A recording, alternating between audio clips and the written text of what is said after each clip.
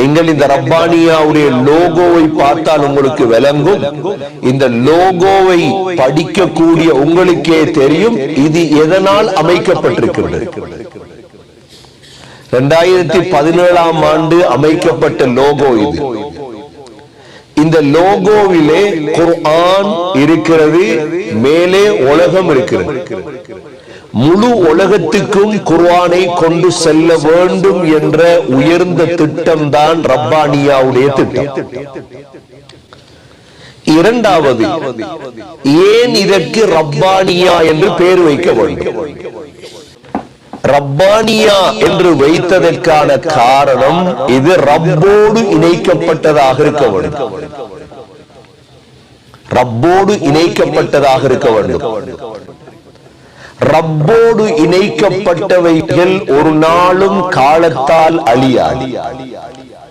ரப்போடு இணைக்கப்பட்டதை வளர்ப்பதற்கு மனிதர்கள் தேவையில்லை. ரப்போடு இணைக்கப்பட்ட ஒன்றை உருவாக்குவதற்கு மக்லூக்குகள் தேவையில்லை.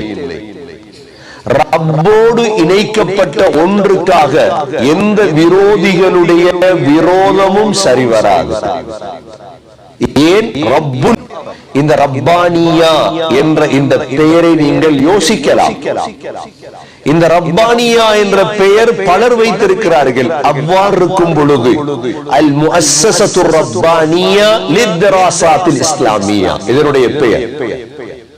இதனுடைய பெயரை வைத்தது 3 பேர் தான். 2 பேர் அந்த இடத்தில் இருப்பார்கள் நினைக்கின்றேன். ஒன்று சாஜித் சார், அடுத்தது அஸ்லம் நேசா. இந்த 3 பேரும் இருந்துதான் சம்மாந்துறையில் வைத்துதான் இந்த பெயரை வைத்தோம். அல் முஅஸ்ஸஸத்து ரப்பானியா லித்தராசாத்தில் இஸ்லாமியா, இஸ்லாமிய கற்கை நெறிகளுக்கான ரப்பானியா, ரப்போடு இணைக்கப்பட்டது. இதில் ஓதக்கூடியவர்கள், இதில் இருக்கக்கூடியவர்கள், இதில் கடமை புரியக்கூடியவர்கள் அனைவர்களும் ரப்பானியீன்களாக மாற வேண்டும் என்பது எங்களுடைய ஆசை.